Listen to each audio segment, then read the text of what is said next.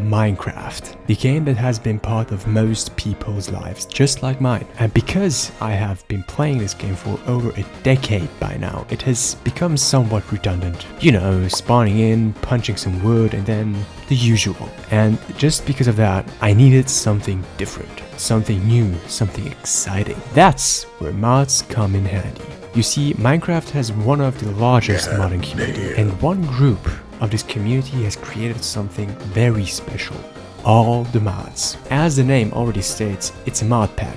Well, to be exact, these mod packs are one of the biggest available, some even reaching a staggering 400 mods. And the mod pack I will be playing today has 432. So I downloaded, started, tweaked the settings, and jump in head first. Now, another thing that I have been missing in Minecraft was a goal. While in vanilla Minecraft the goal is to slay the Ender Dragon, once that is done, there is no more goal, no objective. That changes in all the mods. The goal is, besides of course slaying the Ender Dragon as well, is to craft the All the Mods star. One of the most OP items in the pack, with a ridiculously large crafting recipe. It's just below the Greg star, which is even more difficult to craft. I don't know whether or not I will be playing till a point where I craft the Greg star, but we'll see, I guess. Anyway, the All the Mods star is still very far away, so let's start at the beginning. I start out the way every Minecraft world begins, spawning in, alone and unarmed in the middle of a frozen land.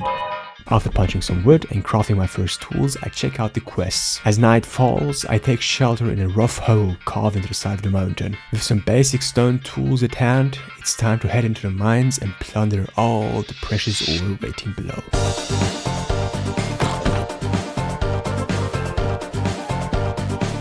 While being down there, I come across frozen mine shafts with riches stored within, as well as quadruple spawn rooms filled to the brim with monsters. Deeper down, we reach deep slate level, where I can find lots of new ores like uranium or platinum, but also old and familiar ones like diamonds, as well as structures like this mining outpost containing barrels with all kinds of supplies. While dwelling in the depths, there were some interesting topics that came up between me and my friend while we were chatting. Egal was ich mache, du wirst mich nicht glauben. Ja, nee, weil das einfach zu surreal ist. Nein, das kann nicht wahr sein. Nein, weil du neidisch bist. Wieso wäre ich neidisch? Deine Lehrerin wollte dich missbrauchen. Wieso wäre ich darüber neidisch? Ein bisschen auch schon, aber wieso wäre ich darüber neidisch? With pockets full of ore, it was time to find a place to call home, somewhere to store all the valuables. This frozen land, however, didn't offer the most livable conditions, so a new biome was needed. Thus, I began walking south in hopes of warmth.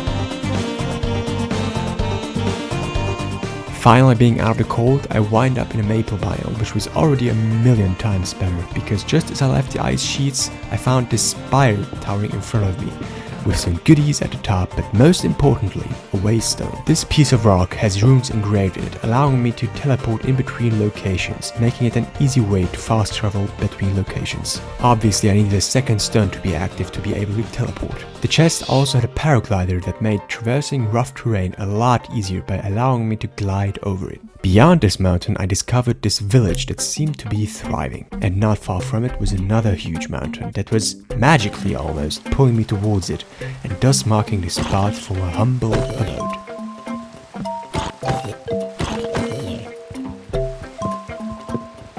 Well, not really an abode, since I just slapped down 2 crafting tables for some reason, and some chests. But as we all know, once a crafting table and furnace have been placed next to each other, it can be called a home. After pouring all my items into the chest, it was time to explore my newfound surroundings. Finding an enchanting tower with books and such in it, as well as a tavern looking like a place. Back home, it was time to make some progress. While I did have some machines that I could operate with redstone, this wouldn't be a good way in the long run. I needed something that generates a hunk of energy, doesn't cost a lot, and doesn't require a lot of maintenance. That's where a nuclear reactor comes in handy. Now I know, it's a pretty big jump in progression from iron tools straight to a fucking nuclear reactor, but it had to happen. Progress needs energy, and a lot of it. But since the recipe required graphite and some other resources which I didn't have, it was back to the mines for some more much needed ore. So you know what that means.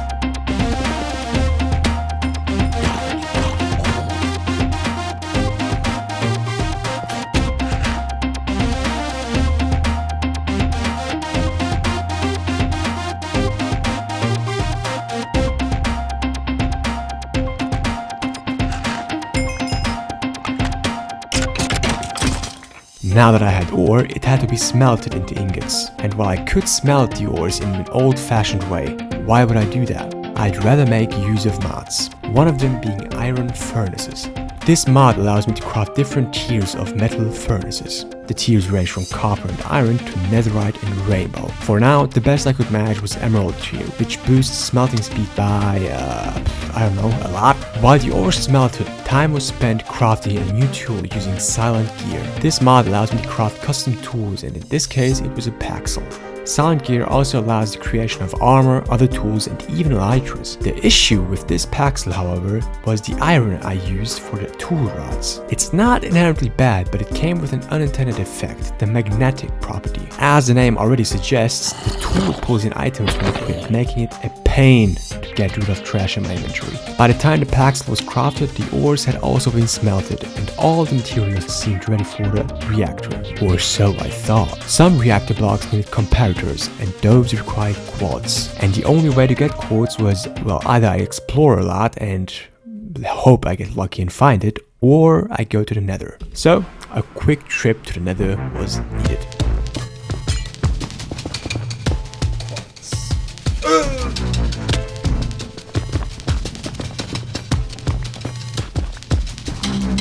With the quartz now in hand, the reactor was finally built. The power it produced would suffice for now, but we'll need more in the future. Much more. Next came the issue of storage. While gold chests offered me more space, it still wasn't enough. That's where refined storage comes in handy. As the name suggests, it redefines the entire storage system, replacing traditional old, boring chests with advanced digital components like disks and terminals.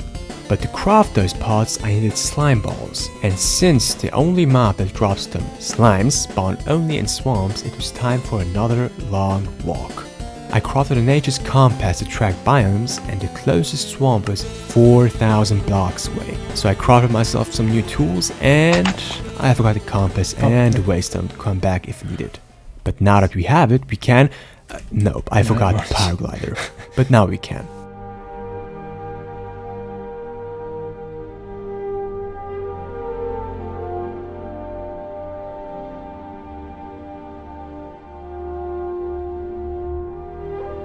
On my way, I find all kinds of structures.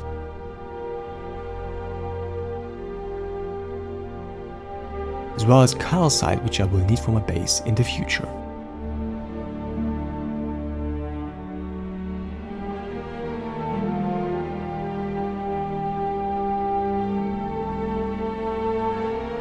And at the halfway mark, there was this huge village with all kinds of goodies, but also bad things. Specifically this priest that scared the living shit out of me. I didn't really expect a hostile creature to be in the middle of the village. With him dead, I continue my journey.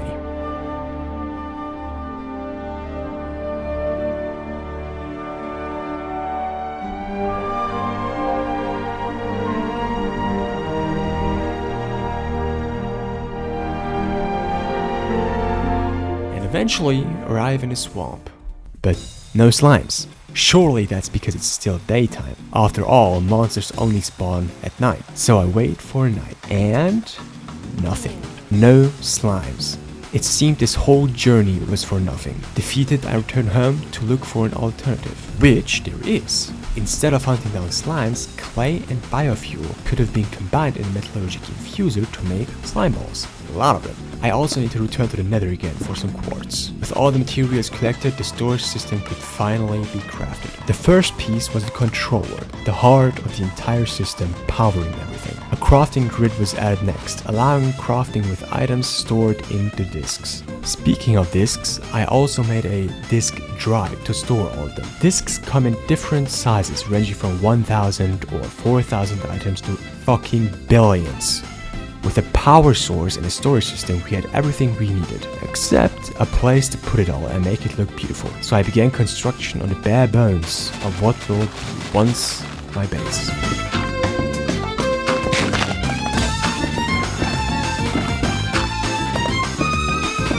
The main terminal will be themed white and the industrial wings will have somewhat dark theme, but for now I only had enough blocks to build the bare bones of the structure. While construction was going on, it turned out that there was a resource lacking: iron. This would be a crucial part of my journey, so it was time to find a way to make lots of it. I tried solving this problem by building a supposed ore triplet, but it didn't really triple the ore. It just doubled it. And soon enough, I just forgot about it, because something else grabbed my attention. It was the fact that all the machines that were hooked up to the power line were consuming way too much F. That was not good, since if there isn't enough power being supplied to the machines, they will stop functioning. And what to do if one nuclear reactor isn't enough? Build another. But this time it will be a different reactor from a different mod. Power. This mod adds all kinds of methods to produce power, but the most lucrative one were reactors. While they might be the most lucrative, they also are kind of the most expensive one, requiring a lot of coal, clay, and blaze powder. So I crafted myself a jetpack to easily traverse the nether and went out to look for a nether fortress.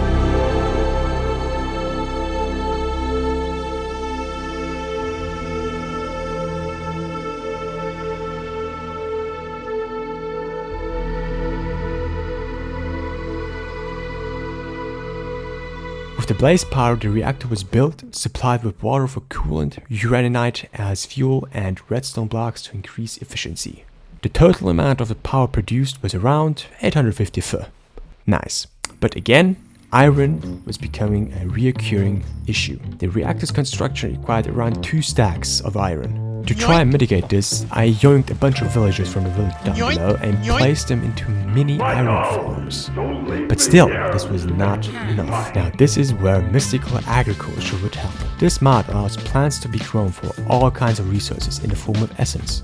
One plant was already growing in the hopper pod, but it was way too slow. The seeds required a lot of infernium essence to craft, which then had to be crafted into prudentium and tertium. This meant that an infernium essence farm was also needed. With all those thoughts in mind, I forgot about it. Instead, my focus shifted to aldemodium ore. This is one of the strongest alloys, just before vibranium and unobtainium.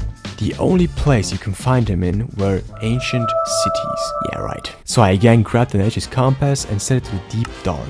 This was my first mistake. My assumption was that tracking the deep dark would automatically lead me to an ancient city, but this was not the case. The realization came later. Ancient cities spawn only beneath hilly areas like jagged peaks. So I walked another 3,000 blocks, but no ancient city appeared. That's when it dawned upon me. Aldemodium doesn't actually need an ancient city, only the deep dark. And eventually, after looking for it way longer than I anticipated, I found it and tried to mine it. But nope, despite the pickaxe being technically strong enough, it could only be mined with netherite. And because I was way too lazy to actually look for it, I quickly crafted myself a digital miner, a neat little gadget that detects and mines specific blocks like ancient debris. So I made a quick trip to the nether for some netherite, and finally, the aldemodium was mine. With that out of the way, it was time for some magic. Enchanting, to be exact. You see, as all the other things in this mod pack, enchanting has also been totally overhauled. A turner, aka the green bar, influences the table's level, which are the green numbers here. Quanta, the red bar, determines the level of the enchantment that is going to be on the tool or armor piece. High quanta can lead to either beneficial or harmful results, potentially making an enchantment as powerful as 200 levels or completely wasting levels. Arcana shifts enchantment rarity. At 100%, or if the bar is full, very rare enchantments are as common as regular ones. All 3 of these stats can be increased or reduced by bookshelves. And the bookshelves I wanted were aquatic ones, as they were the easiest to acquire and boosted all 3 stats. So it was time for another journey across the world in search of aquatic blocks like prismarine.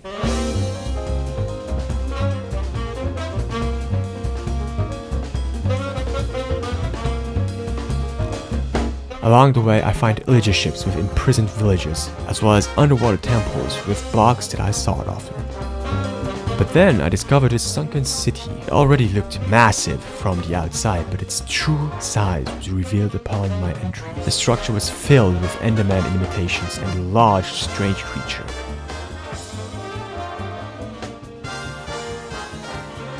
All in all, it didn't offer much, but it did have some neat items though. After a long, bountiful journey, the trip home began, only to come across this suspiciously looking house. Inside was a weird piglin witch thing, or whatever it was, which didn't seem very threatening at first. That is, until this happened.